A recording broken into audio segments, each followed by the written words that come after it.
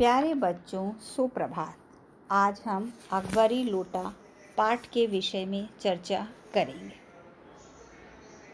पाठ अकबरी लोटा में भी दर्शाया गया है कि पंडित विलवासी जी ने एक टेढ़े मेढ़े लोटे को अकबरी लोटा बताकर अंग्रेज को किस प्रकार मूर्ख बनाया। लाला झाऊलाल काशी के ठठेरी बाजार में रहने वाले एक संपन्न व्यक्ति थे। पति पत्नी घर में 2 ही सदस्य थे। काशी बाजार में बने उनके मकान से 100 रुपया किराया आ जाता था। खाने पीने की कोई कमी नहीं थी। पति पत्नी मज़े से रहते थे। एक दिन झाऊलाल जी की पत्नी ने 250 रुपये की मांग की। वे एकदम से घबरा गए। पत्नी की मांग कैसे पूरी करेंगे? इतने रुपयों का अचानक प्रबंध करना उनके वश में न था। साथ ही पत्नी ने यह भी कह दिया कि यदि वे नहीं दे सकते तो वे अपने भाई से मांग लेंगे। उन्होंने पत्नी को साफ मना कर दिया कि वे अपने भाई से भीख नहीं मांगेंगी। वे स्वयं ही पैसों का प्रबंध करके 1 सप्ताह में दे देंगे। 4 दिनों तक रुपयों का कोई प्रबंध न हो पाया। अब झाऊलाल को अपनी पत्नी के सामने इज्जत की फिक्र होने लगी। 5वें दिन उन्होंने अपने मित्र विलवासी को सारी कहानी सुनाई। वे भी किसी न किसी तरह रुपयों का प्रबंध करने की बात कहकर चले गए। लाला जी ये सोचकर परेशान हो रहे थे कि रुपयों का प्रबंध न हुआ तो उनकी कितनी हंसी होगी। इसी उधेड़-बुन में वे छत पर टहलने लगे। टहलते टहलते उन्हें प्यास लगी। उन्होंने पीने के लिए पानी मंगवाया। नौकर के न होने पर उनकी पत्नी एक टेढ़े मेढ़े लोटे में पानी ले आई। वह लोटा लाला जी को बिल्कुल पसंद न था।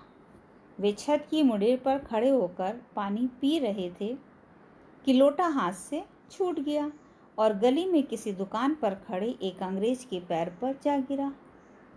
लोटे के गिरने से गली में हल्ला मच गया। आगे आगे अंग्रेज, पीछे पीछे भीड़ लाला जी के आंगन में घुसने लगी। वह अंग्रेज सिर से पांव तक लोटे के पानी से भीग चुका था। उसके मुंह से निकलती गालियां खत्म होने का नाम ही नहीं ले रही थी। लाला जी को भी आज ही पता चला था कि अंग्रेजी में भी गालियों की कमी नहीं है। तभी लाला जी के मित्र विश्वासी जी ने उस अंग्रेज को शांत करते हुए कुर्सी पर बैठाया और भीड़ को बाहर भेज दिया। अंग्रेज ने पंडित जी से पूछा कि क्या वे लाला जी को जानते हैं? तो पंडित जी ने बड़ी विनम्रता से कहा कि वे उन्हें नहीं जानते। साथ ही उन्होंने ये भी कहा कि वे उसे कुछ पागल से लगते हैं। ये सुनकर अंग्रेज ने भी लाला जी को खतरनाक पागल बताया। उन दोनों की बातचीत सुनकर लाला जी को भी अत्यधिक गुस्सा आ रहा था।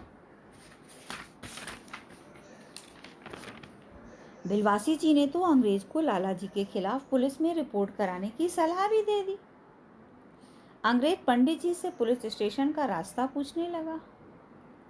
थाना जाने से पहले पंडित जी ने अंग्रेज से कहा कि पहले मैं ये लोटा खरीद लूं, फिर आपके साथ शिकायत करने थाने चलता हूं। बिलवासी जी द्वारा लोटा खरीदे जाने की बात सुनकर अंग्रेज ने ऐसा पुराना बेढंगा लोटा खरीदने का कारण जानना चाहा। तो उन्होंने कहा कि यह कोई साधारण लोटा नहीं है, बल्कि ऐतिहासिक लोटा है। अंग्रेज की उत्सुकता देखकर पंडित बिलवासी जी उस लोटे की कहानी सुनाने लगे कि एक बार 16वीं शताब्दी में हुमायूं शेरशाह से पराजित होकर सिंध के रेगिस्तान में मारा मारा फिर रहा था। उस समय प्यास से उसकी जान निकल रही थी। तभी एक ब्राह्मण ने हुमायूं को अपने लोटे से पानी पिलाकर उनकी जान बचाई।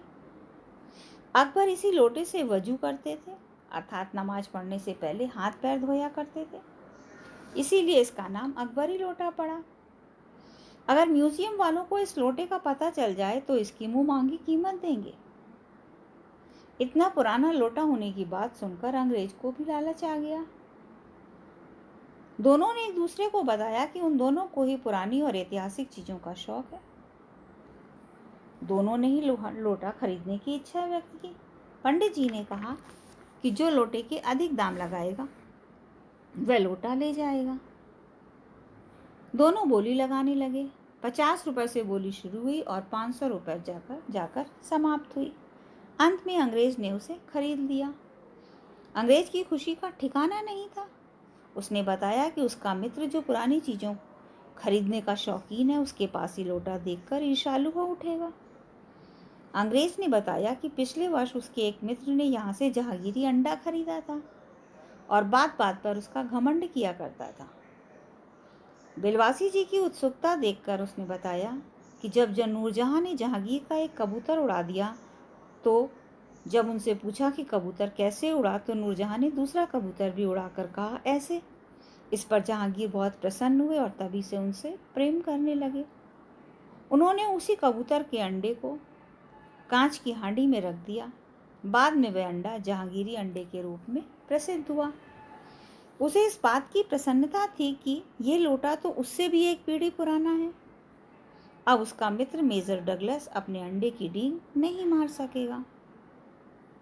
बिलवासी जी ने रुपए लाला झाऊलाल को सहेज कर रखने को दिए। झाऊलाल जी ने पूछा कि पंडित जी रुपयों का प्रबंध कैसे हुआ, तो उन्होंने कहा कि इस रहस्य को उनके अतिरिक्त सिर्फ ईश्वर ही जानते हैं कि ये प्रबंध कैसे हुआ। ये कहकर वे जल्दी से अपने घर चले गए। लाला जी उन्हें धन्यवाद भी न दे सके।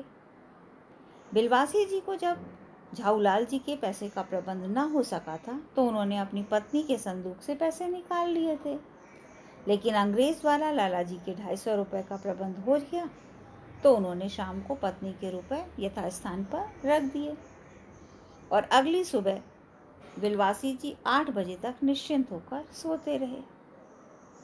इस कहानी में लेखक ने लाला झाऊलाल की समस्या का हल अत्यंत रोचक ढंग से प्रस्तुत किया है।